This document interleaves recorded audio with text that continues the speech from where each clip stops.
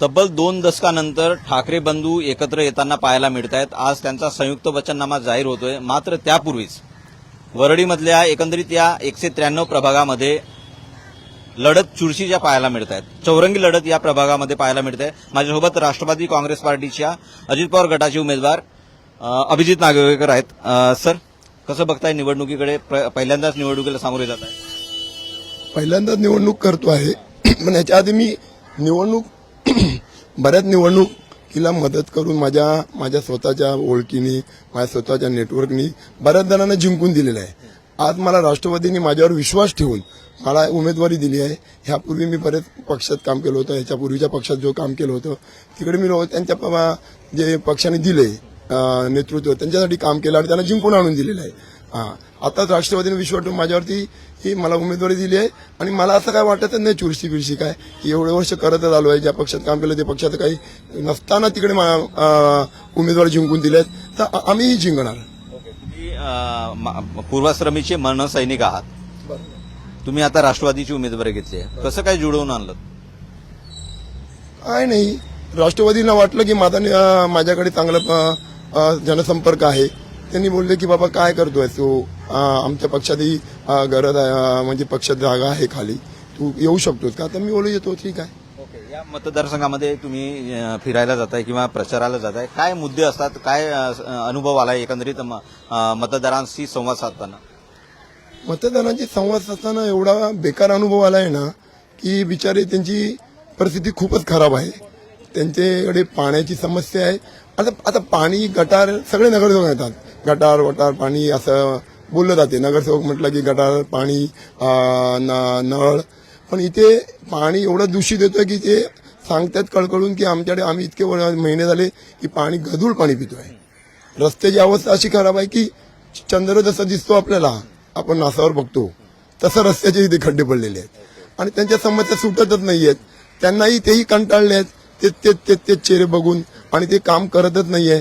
त्यांनाही यंग चेहरा पाहिजे आहे आणि त्यांनी माझ्यावरती विश्वास ठेवतात आणि ते मला म्हणतात की तू नक्की आम्ही तुम्हाला मदत करू.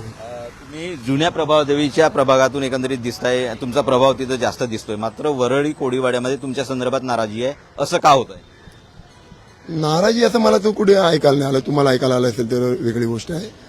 वरळी कोळीवाडा म्हणजे मी कीर्ती कॉलेजचा विद्यार्थी आहे. मी राहायला प्रभादेवीत असलो तरी मी बॉर्डरवरती राहायला आहे, प्रभादेवीच्या कुठल्या कोपऱ्यावरती राहायला नाहीये. त्यामुळे माझ्या अंतरापासून मला वाटते 200 मीटर अंतरावरती वरळी कोळीवाडा आहे. आता म्हणून मी असा लांबचा नाही आहे. माझं अर्ध आयुष्य कोळीवाड्यात गेलंय. माझं मित्रमसंगत तिकडे आहे. माझं म्हणजे त्यांच्या जेवढे पारंपरिक सण आहेत त्यांच्यामध्ये मी गेले 20 वर्ष 25 वर्ष मी त्यांच्याबरोबर येऊन जाऊन मिळून मिसळून म्हणजे सण एन्जॉय करतोय. पण मला असं काय वाटत नाही. ठाकरेंचा गड आहे, आदित्य ठाकरे आमदार आहेत. कसं बघताय? लढत चुरशीची आहेच, अपेक्षितच आहे तशी. तुम्हाला जड जाईल असं वाटतंय? गड म्हटलं तर महापालिका त्यांच्याकडेच आहे ना एवढे वर्ष, तर त्यांचाच गड आहे हो सगळा म्हणायला गेला तर. पण मला असं काही वाटत नाही चुरशीची. त्यांच्यात असेल काय वाटत असेल त्यांना वाटत असेल मी कोणतरी राष्ट्रवादीतून आज आलेलो आहे. पण ठीक आहे, ते त्यांचा प्रश्न आहे. पण मला असं काय वाटत नाही. राज्यामध्ये महायुतीचं सरकार आहे, मात्र महानगरपालिकेच्या निवडणुकांमध्ये आता बघायला गेलं तर राष्ट्रवादी काँग्रेस पार्टी वेगळं चूल मांडून आहे.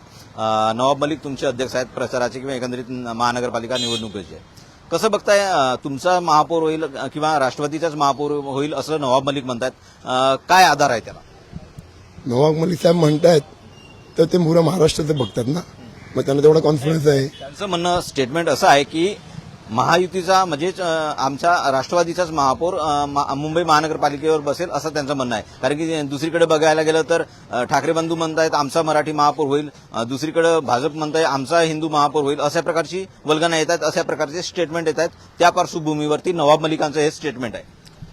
आता नवाब मलिक जे म्हणतायत आम्ही 100-105 जागा लढवतो आहे, त्यामुळे आमचे तर नक्कीच 50-70 जण तर निवडून येतील. मग त्यामुळे महापौरसाठी आम्हाला तर विचार करावाच लागेल ना त्यांना. त्यामुळे नवाब मलिक बरोबरच बोलतायत. तुम्ही म्हणताय जवळपास 70 म्हणजे 100 सव्वाशे उमेदवारांमधून जवळपास 70 उमेदवार निवडून येण्याचे ताकदीचे आहेत. तुम्हाला किती विश्वास आहे विजयाचा? 200% आमच्या विजयाचा विचार आहे. आणि तुम्हाला बोलल्याप्रमाणे 70 आल्यानंतर आमचा विचार करावाच लागेल त्यांना. 16 तारखेला विजयाचा गुलाल साजरा करायला यायला पाहिजे परत. मी तर बोलतो तुम्ही 2-3 जण आता आहेत, तुमची पुरी टीम घेऊन या, सगळे मिळून एन्जॉय करूया. काय मतदारसंघामध्ये तुम्ही जेव्हा प्रचाराला जाता परत विचारतोय की काय मुद्दे घेऊन जाताय तुम्ही, लोकांना ते पटतायत का किंवा लोकांचा काय प्रतिसाद मिळालाय तुम्हाला?